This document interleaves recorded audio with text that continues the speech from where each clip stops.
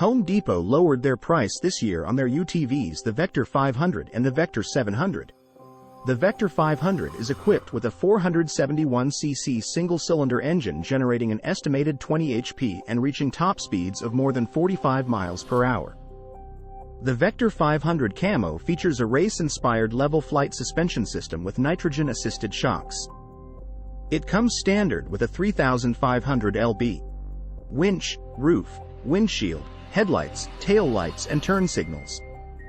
The low, high range and on-demand four-wheel drive highlights 471cc fuel-injected four-stroke engine, high, low-range automatic CVT on-demand four-wheel drive with front differential lock, large 26-in tires, shaft-driven four-wheel hydraulic disc brakes, independent four-wheel dual-arm suspension, nitrogen-assisted shocks with level flight suspension, standard accessories, two-piece removable windshield, roof, 3,500 pounds winch, on-road light package, mirrors, fender flares, headrests, and front bumper.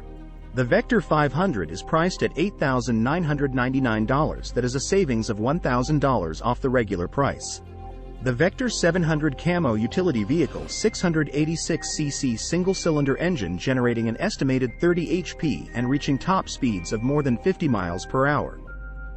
The Vector 700 Camo features a race-inspired level flight suspension system with nitrogen-assisted shocks.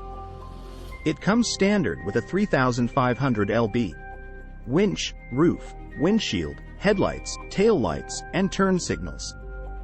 The low, high range, and on-demand four-wheel drive make the Vector 700.